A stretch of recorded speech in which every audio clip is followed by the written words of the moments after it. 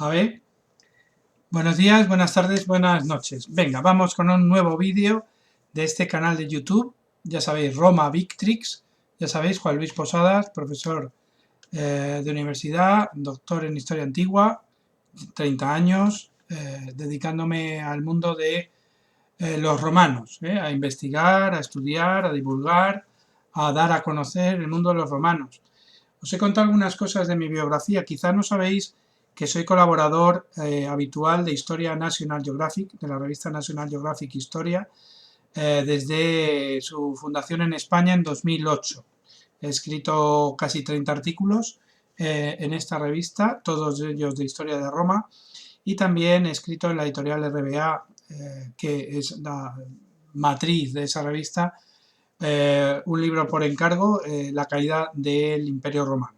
O sea que llevo también en el ámbito de la divulgación.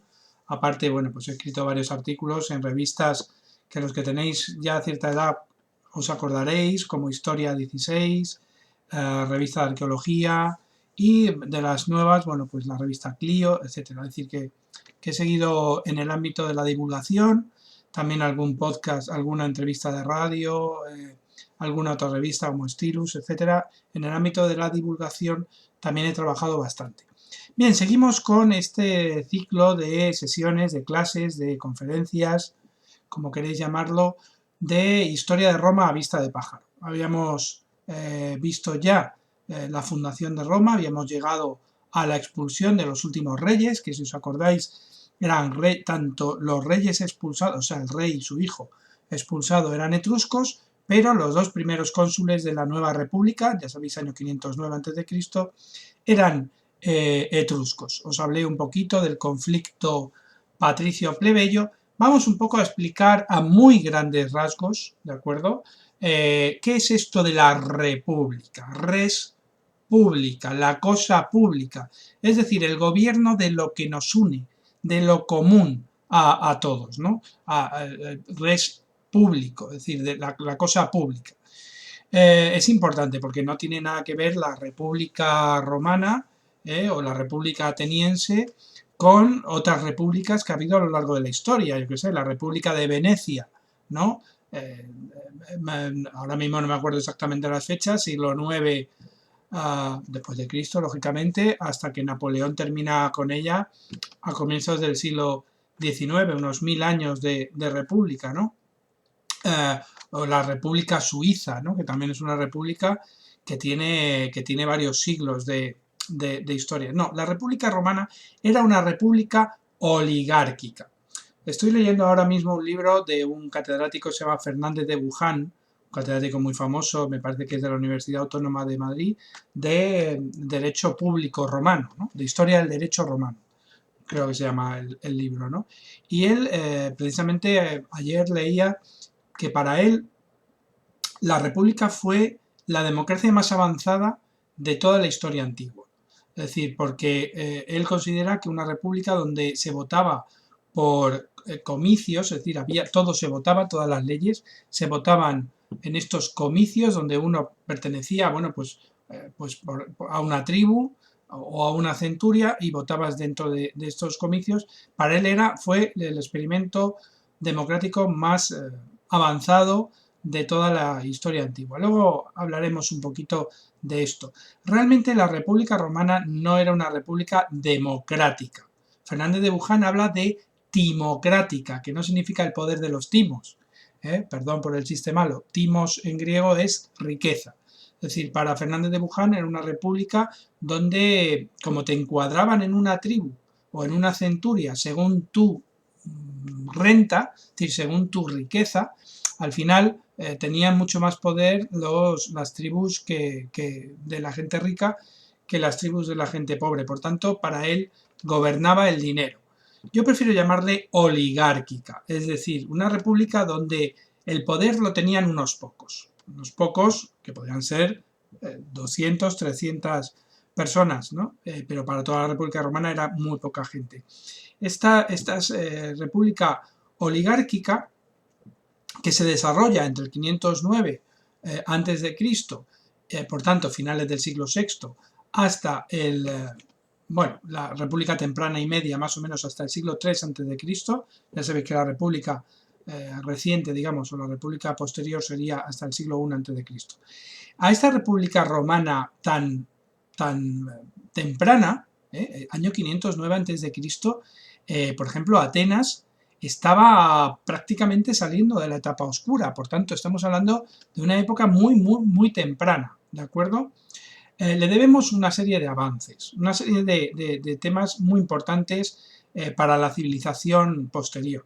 Por ejemplo, en el campo del derecho romano se debe a esta época las leyes de las 12 tablas, unas leyes que los niños romanos aprendían de memoria y que se nos han conservado de manera fragmentaria por citas de otros autores, pero más o menos se sabe un poquito de lo que trataban. Básicamente eran leyes de derecho privado, muy concretas, qué hacer si te robaban un cerdo o si le prestabas un cerdo a tu vecino y en ese momento daba a luz a unos cerditos, de quién eran los cerditos, en fin, que eran leyes, claro, leyes, las 12 tablas eran leyes de una sociedad bastante sencilla, simple, ¿no? Leyes de las 12 tablas, de comienzos del siglo V antes de Cristo. En el campo de la política le debemos a esta época, la civilización actual le debe, por ejemplo, el papel del Senado, el Senatus de Senex, de ancianos, es decir, una asamblea de ancianos, ¿de acuerdo? Bueno, pues la gran mayoría de las democracias actuales tienen una cámara alta, un Senado. El Reino Unido tiene la Cámara de los Lores, pero nosotros tenemos el Senado. Los Estados Unidos tienen el Senado. Francia tiene un Senado. Italia, y por cierto, en Italia el papel del Senado es bastante importante. Por tanto, el papel del Senado, ¿no? También le debemos el hecho de que existieran unas magistraturas, es decir, de magis, el que más poder tiene, ¿no? Unas magistraturas, es decir, unos cargos políticos que tenían una serie de funciones muy tasadas, ¿no? En la época romana, de la República Romana, por orden de mayor a menor importancia, tendríamos el censor, que era un cargo que se hacía, digamos, o se nombraba cada 5 años, o cuando hacía falta, pero realmente antes que del censor estaría el dictador, que era un cargo, de la República, el dictator, que lo que se trataba era, pues en momentos de peligro, pues durante 6 meses acumulaba todo el poder, ¿no? Pero era algo muy tasado. Bien, después censor y durante la mayor parte del tiempo de la República quien tenía el poder máximo eran los dos cónsules, los dos cónsules que tenían una duración de 1 año. Luego eso se fue complicando, hubo cónsules suplentes, cónsules que llegaron a estar en el poder días o semanas, pero al principio de la República 2 cónsules. Después estaban los pretores, praetor, ¿no? Que eran básicamente, tenían funciones judiciales. Después estaban los tribunos, también tenían funciones civiles y sobre todo militares. Y finalmente los ediles, que eran los, bueno, pues actuales, no sé cómo llamarlo, alcaldes, concejales, en fin, los que tenían a su cargo pues las alcantarillas, las vías públicas, los vigiles, que eran los bomberos, en fin, los servicios de la ciudad de Roma y de las otras ciudades romanas que se fueron fundando, ¿no? que tenían el mismo sistema de gobierno. También le debemos en el ámbito político las elecciones por candidaturas, es decir, había unos candidatos, viene de la palabra cándida porque vestían una toga totalmente blanca y blanco en latín se dice cándido, candidus, ¿no? Entonces estos iban con la cándida toga y por tanto de ahí viene candidaturas, ¿no? Bueno, pues se presentaban varios candidatos.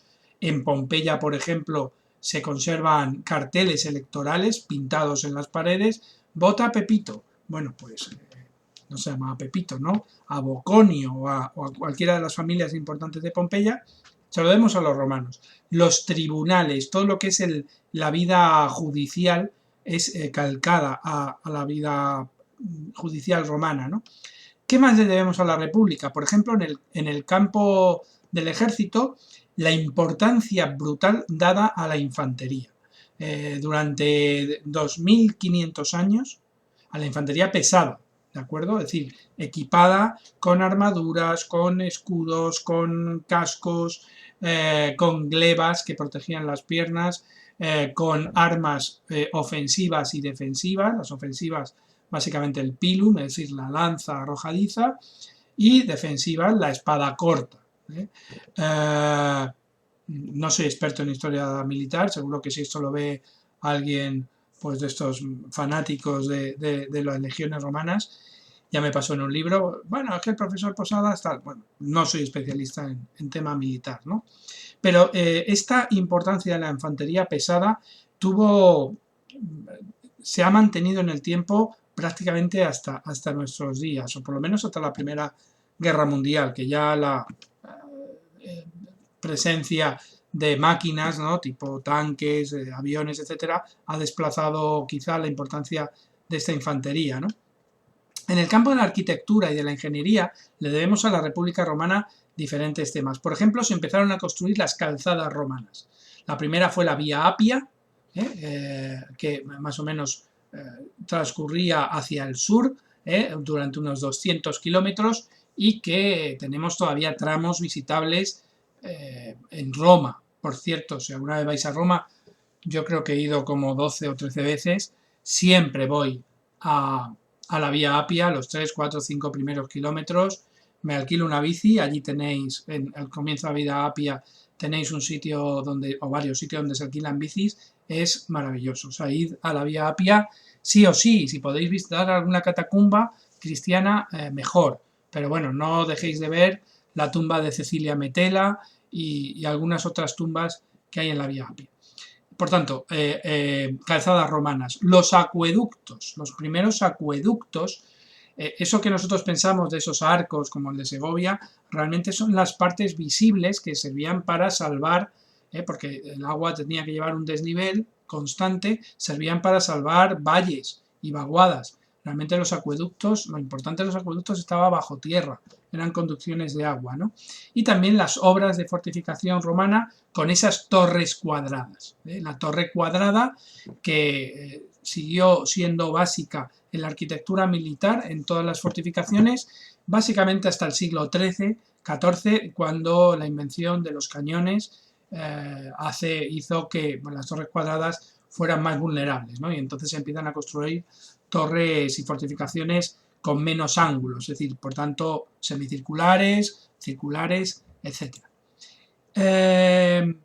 Bueno, como he dicho, esta república oligárquica estaba basada en la existencia de una serie de familias.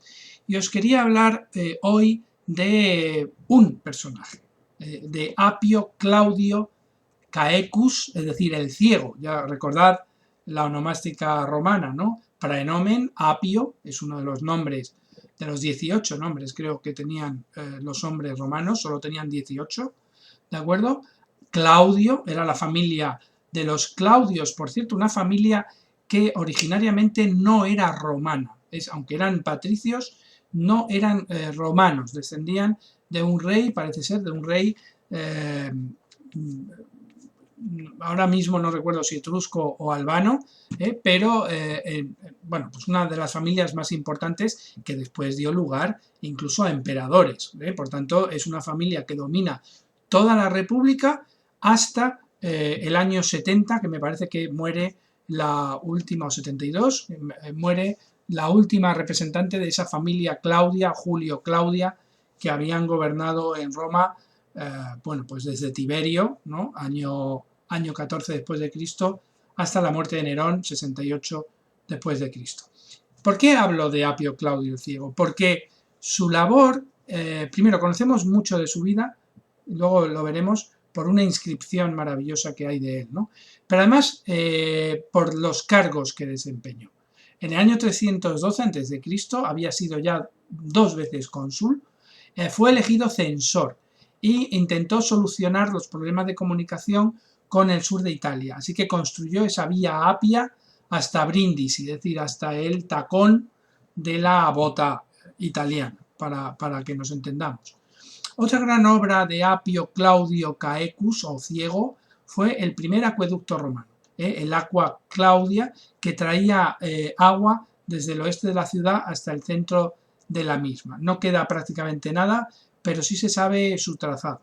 El Aqua Claudia después cogió el nombre, el emperador Claudio, para hacer su propio acueducto. Bien, tenemos esta inscripción importantísima de Apio Claudio Ciego.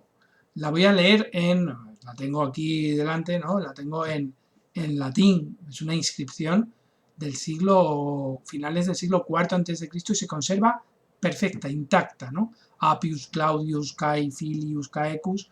Bueno, traducida dice, Apio Claudio, hijo de Cayo, porque era importantísimo, igual que hasta hace muy poco, y en los pueblos se sigue, los que yo he vivido un par de años en un pueblo, me acabo de trasladar a Madrid otra vez y me sorprende, ¿no? Salva, sí, es Salva, el hijo de Salvador, el de no sé qué. Es decir, en los pueblos todavía se sigue usando esto. Bueno, pues en Roma, por supuesto, ¿no? Era una ciudad pequeña. Así que tú eras Apio Claudio, sí, el hijo de Cayo, el ciego, censor, cónsul 2 veces, dictador, interrey 3 veces. Interrex era un cargo que se nombraba para cubrir lagunas entre el final de una magistratura, por ejemplo de cónsul, y el comienzo de la otra. Por enfermedad, porque se había retrasado la votación, por cualquier cosa, no podía haber una laguna sin cubrir, y por tanto se nombraba un interrex, un interregnum.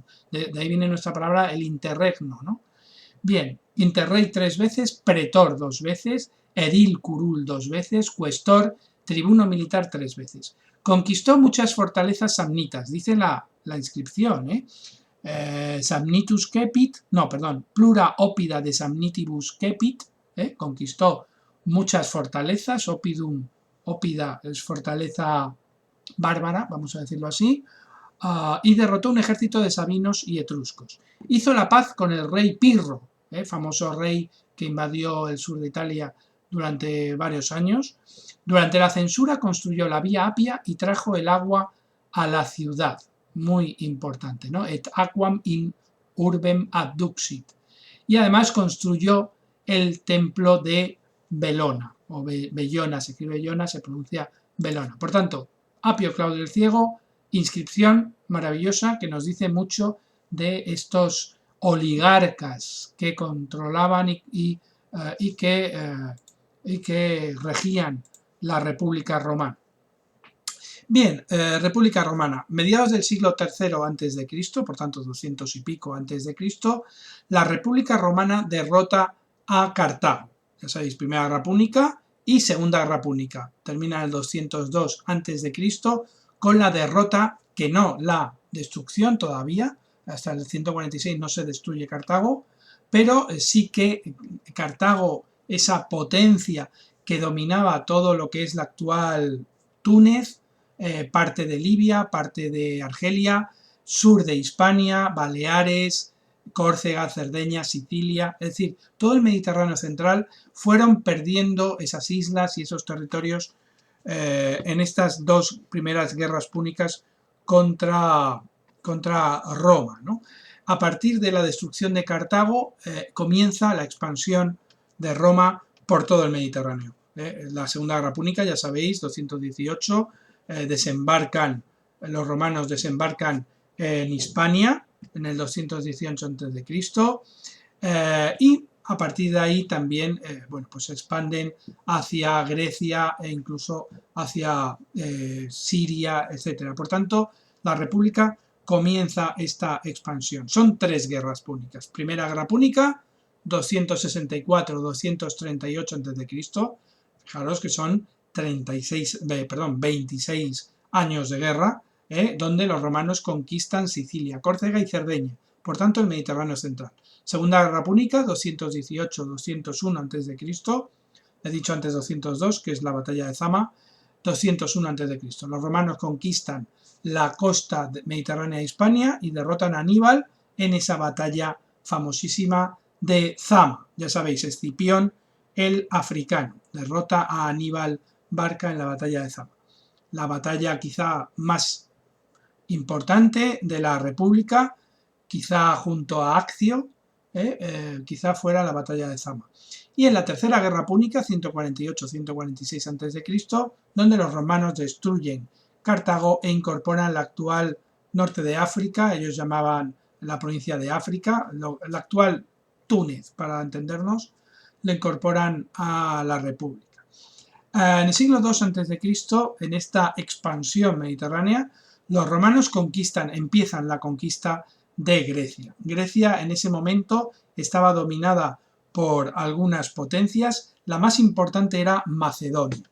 Los restos del imperio de Alejandro Magno, que ya sabéis, Alejandro Magno es siglo IV a.C., estos restos bueno, pues se habían aliado con Cartago en contra de Roma y por tanto se convirtió Macedonia en enemiga de la República Romana. Hubo varias guerras macedónicas, 4, las más importantes la segunda, la tercera y la cuarta. Estamos hablando de guerras entre el 200 a.C. y el 146 a.C. Primero, los romanos expulsaron a los macedonios de la Grecia continental, de las islas, de la actual Grecia, y de Asia Menor, de las costas de Anatolia, de la actual Anatolia.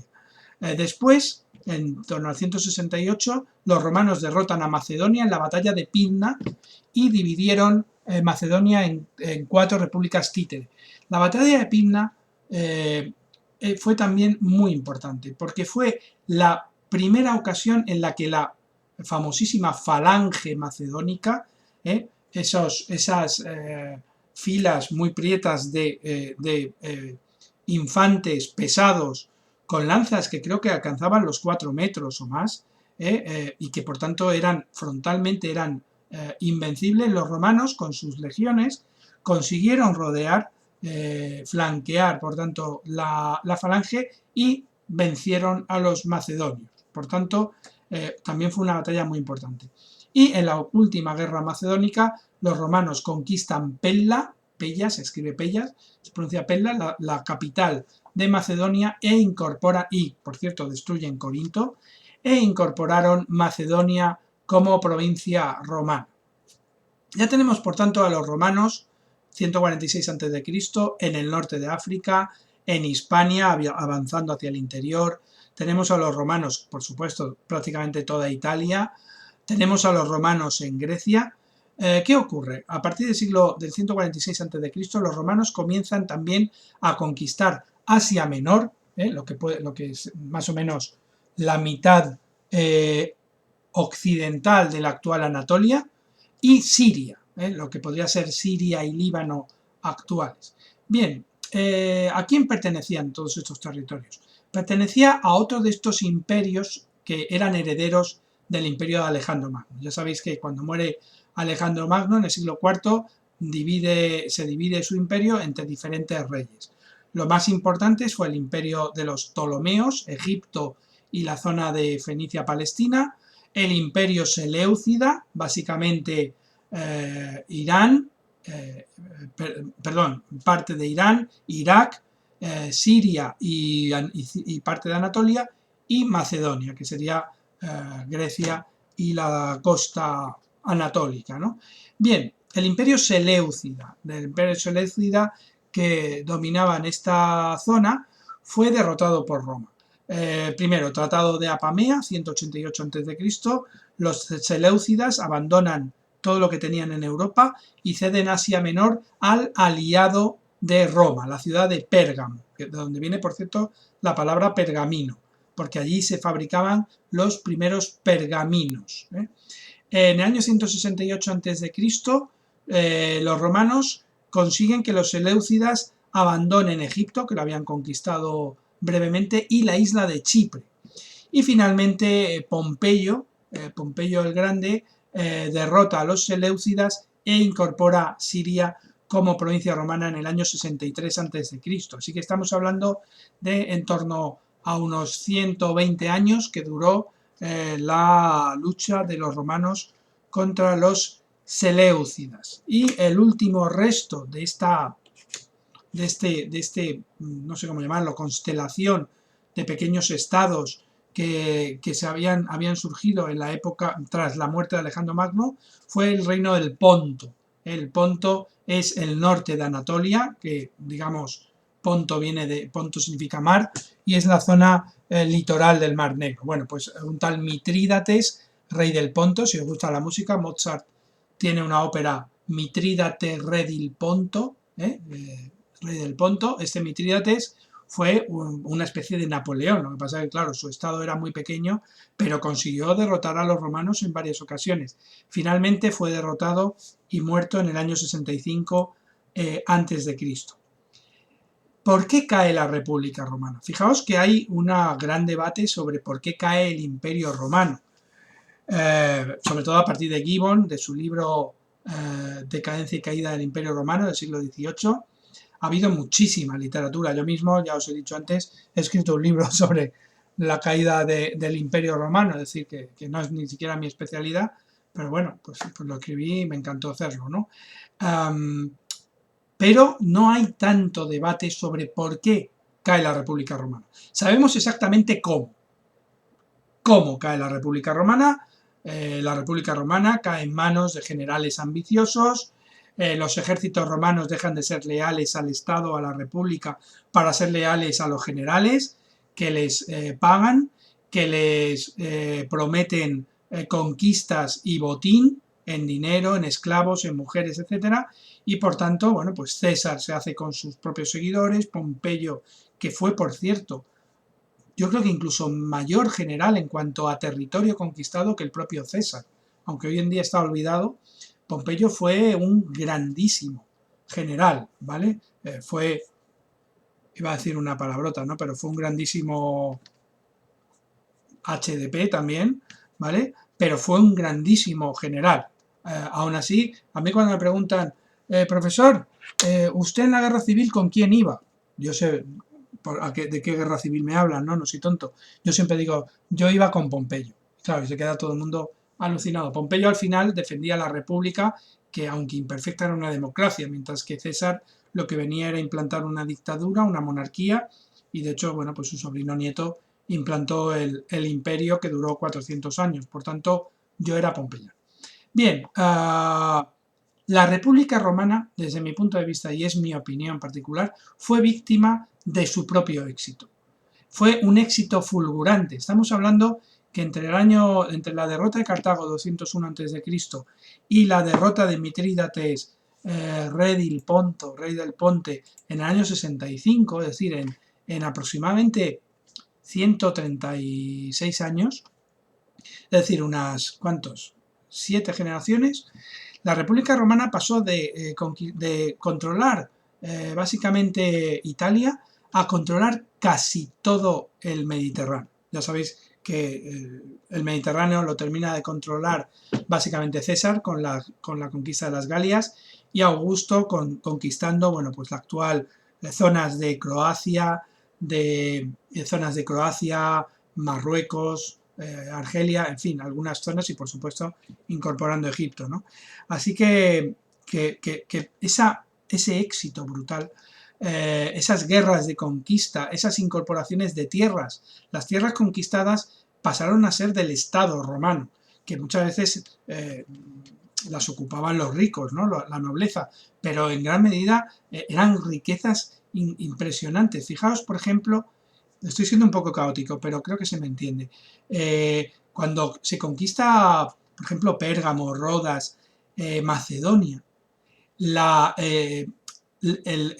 cuando requisan el tesoro de estos grandes reyes, del propio Cleopatra, de los Seleucidas, etc., es tal la afluencia de oro y de plata, las minas de oro y de plata de España, etc., es tal la afluencia de oro y de plata a Roma que la moneda romana sufre una depreciación, se devalúa porque hay demasiado dinero. Cuando hay demasiado oro, pues al final las cosas cuestan menos, ¿no? Es decir, que tuvo demasiado éxito. Esta guerra de conquistas de los siglos II y I a.C. trajeron muchísimas riquezas a los patricios, pero también mucha pobreza y sufrimiento a los plebeyos, a la gente normal, a la gente del pueblo. Eran los que morían en las guerras. eran los que llevaban el peso de las campañas. Y al final, como mucho, se les daban, después de 20 años de servicio en las legiones, unas tierras pedregosas o en pantanos en los confines de ese imperio que se estaba construyendo, y además, bueno, pues asediados por tribus hostiles, por rebeliones, etcétera. Así que ese último siglo de la República Romana podríamos decir que se caracteriza por varias situaciones. Lo primero, hubo una cada vez mayor diferencia social, política y económica entre ricos y pobres. Cada vez los ricos eran más ricos y tenemos descripciones en la literatura latina y griega de gente que vivía muy bien, y los pobres vivían muy mal. Y no digo que hubiera hambre en Roma, pero bueno, pues si se retrasaba el envío de trigo desde Egipto, desde Cartago, desde donde fuera, realmente la gente moría de hambre. Bien, ¿qué más pasó en el último siglo de la República Romana? El ejército romano se proletarizó, es decir, los soldados se hicieron profesionales y dependían de los líderes militares que les proporcionaban, que les aseguraban la paga, pero no solo eso, les proporcionaban tierras, botín, dinero, etc. Así que esto también fue muy grave, muy importante, ¿no? Hubo la tensión, ¿no?, entre Italia, ¿no?, entre Roma y el resto de Italia fue mayor, ¿no? Porque claro, la República era romana. Ser ciudadano era ser ciudadano de la ciudad de Roma, mientras que el Estado era toda Italia y después ya se expandió. Pero realmente quien tenía todos los derechos políticos, civiles, etcétera, eran los ciudadanos de Roma. Es decir, que si tú eras de Nápoles o de Cumas o de Brindisi, probablemente no, tenías muchísimo menos derechos que los ciudadanos romanos. Esto dio lugar a una guerra, podríamos llamar una guerra civil. Los romanos la llamaron la guerra de los aliados, ¿no? La guerra social, que está mal traducido, porque aliado en latín de los aliados sería sociorum, de los socios, ¿no? De ahí viene social, mal traducido. La guerra de los aliados, comienzo del siglo I a.C., centenares de miles de muertos. A esto se uniría después la rebelión de Espartaco, como digo en mi libro, por cierto, la rebelión de Espartaco en editorial Sílex, ¿no? Año 73, año 70 a.C. Más cosas del último siglo de la República. El expansionismo militarista, fue una república básicamente agresora.